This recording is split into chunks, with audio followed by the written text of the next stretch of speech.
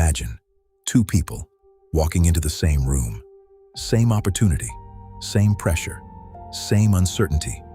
Both are asked to do something they have never done before, and both fail. Exactly the same result, but what happens next is completely different.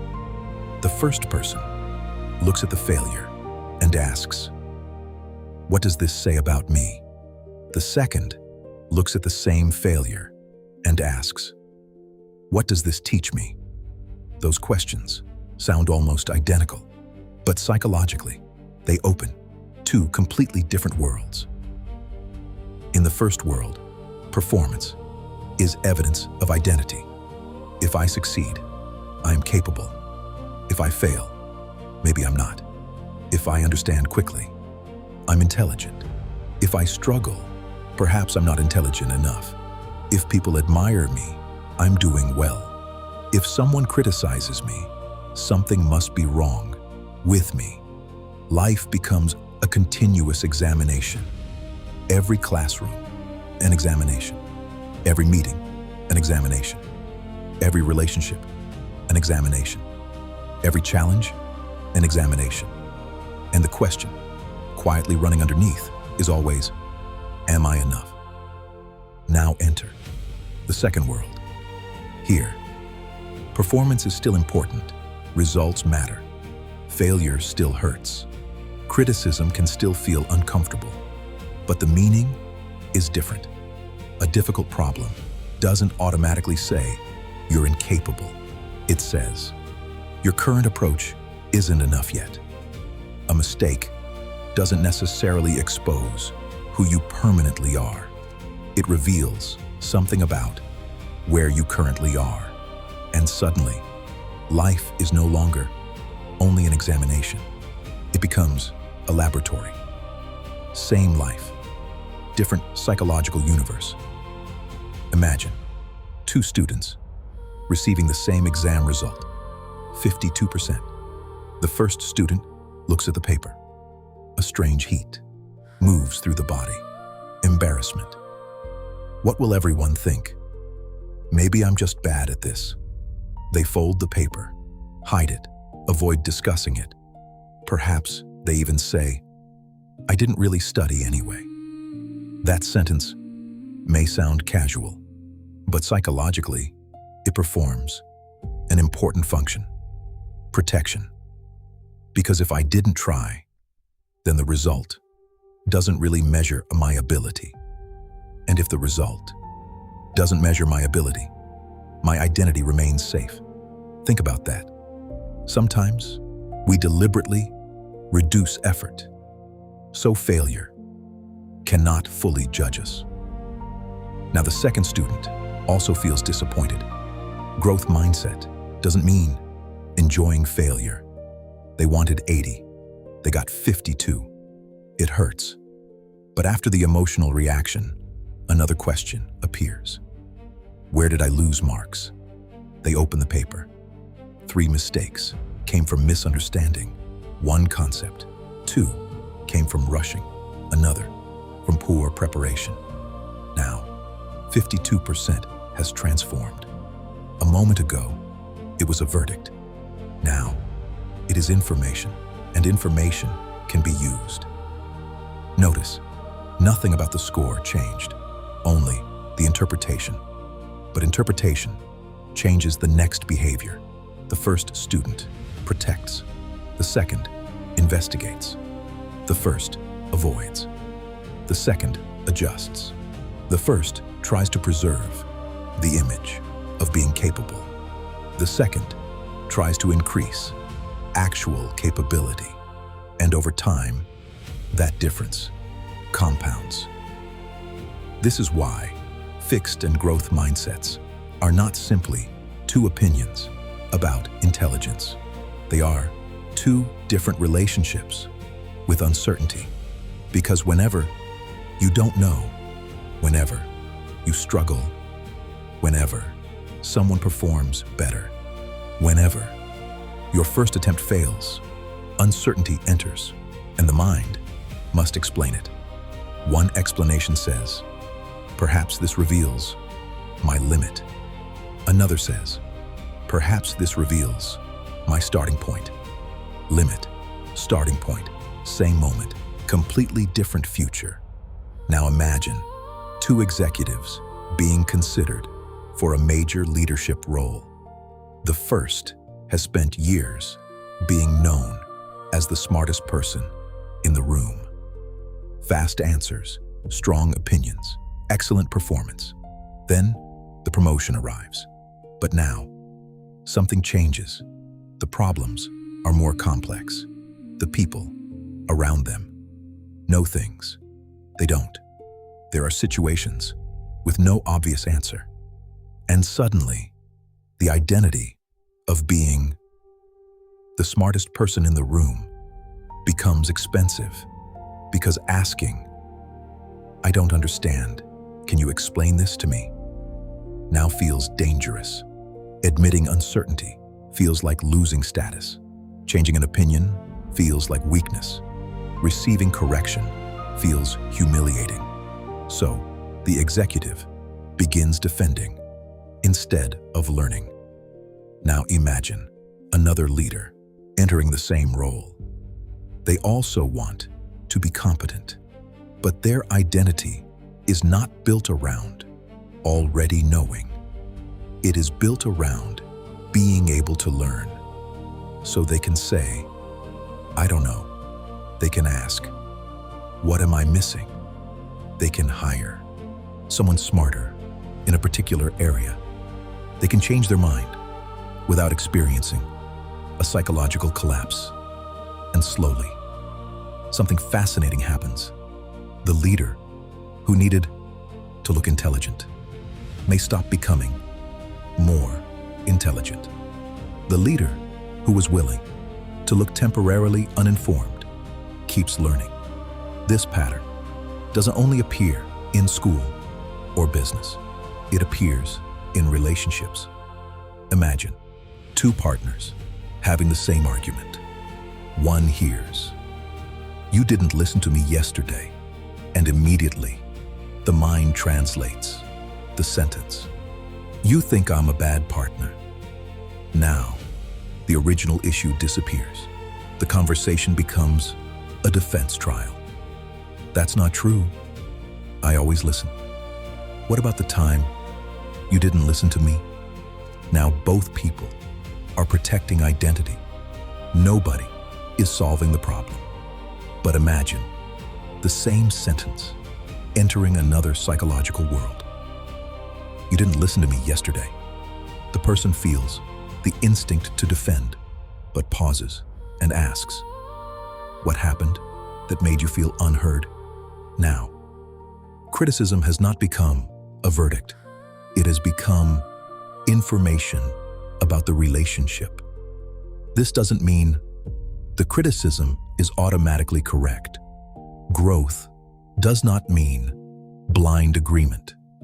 It means you can examine feedback without first needing to protect your entire identity. This distinction is enormous because if every criticism threatens who you are, then learning becomes emotionally expensive. You will avoid teachers, coaches, partners, managers, friends, and experiences that show you what needs improvement. Not because you don't want growth, because growth requires information that your identity has learned to experience as danger. Now think about someone learning a new language. They know perhaps 50 words. They want to speak, but they think, "I'll speak when I'm better." Months pass. They study grammar, watch videos, memorize vocabulary, but avoid conversation. Why?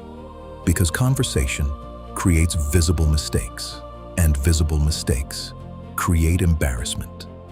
Now another learner knows the same 50 words and starts speaking badly. Wrong tense, wrong pronunciation, long pauses. People correct them. They laugh. Try again. 6 months later, who is likely to speak better? The person who protected the image of competence or the person who tolerated the appearance of incompetence long enough to become competent?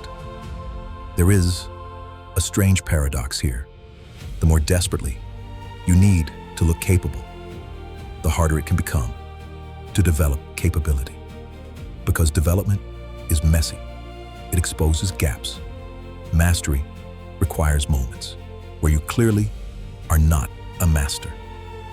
This is why a beginner can sometimes learn faster than an expert. The beginner expects not to know. The expert may feel pressure to already know. And when identity becomes attached to expertise, curiosity can quietly disappear. Now imagine an athlete who has always been naturally gifted. As a child, they win easily. Everyone says, "You're a natural." They don't need to practice as much as others. For years, talent produces victory. Then they reach a level where everyone is talented. Suddenly, natural ability is no longer enough.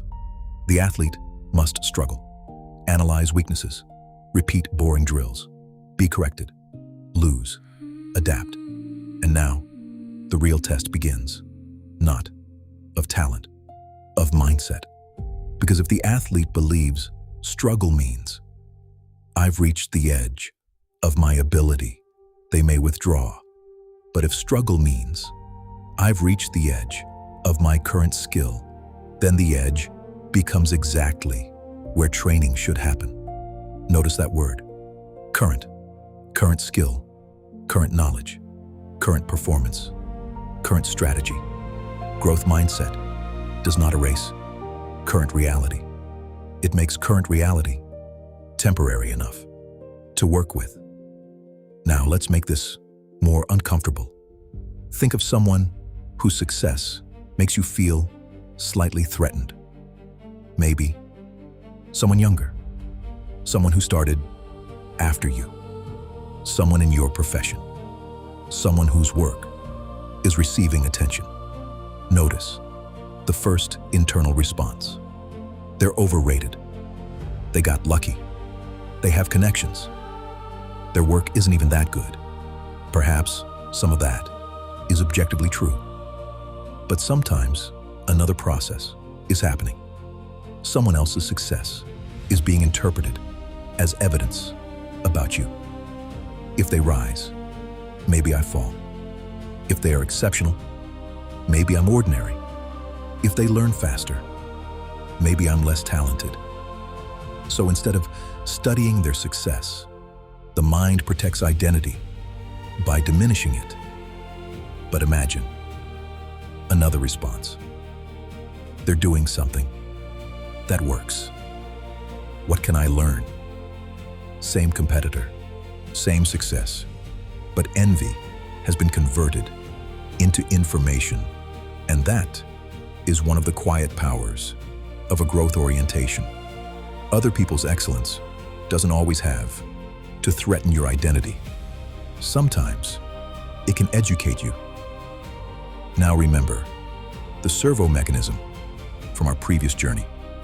Miss, correct. Miss, correct. Move toward the target. Growth mindset fits beautifully into that mechanism because correction requires one psychological permission. You must be allowed to be wrong without becoming wrong. If every miss becomes a verdict on identity, the mechanism breaks. Instead of correcting, you hide the miss, explain the miss, blame the miss, avoid another attempt. But if error remains information, the system can continue learning. This is why two people can experience the same failure and leave it with opposite futures. One leaves with a smaller identity, the other with better information. Now, there is an important warning. Nobody lives permanently in only one of these worlds. You can have a growth mindset about business and a fixed mindset about relationships. You can believe. Fitness can improve, but believe. I've never been creative. You can love, learning new technology, but become defensive when someone questions your leadership. Mindset can change from domain to domain and moment to moment, which means the most useful question is not, am I a fixed mindset person? It is, where does my fixed mindset appear? Watch for it when you feel the need to prove, when you hide a mistake, when feedback feels personal, when someone else's success makes you smaller, when you avoid something because you might look bad, when you hear yourself say, I'm just not good at this, when effort feels embarrassing, because if I were really talented, this shouldn't be so hard. That sentence is especially revealing because somewhere many of us learned a dangerous equation. Talent equals ease. If you're good, it should come naturally. If you struggle, perhaps you don't have it. But almost every meaningful form of mastery eventually reaches a point where natural ability is not enough. And then the person must decide whether effort is evidence of inadequacy or the mechanism of development.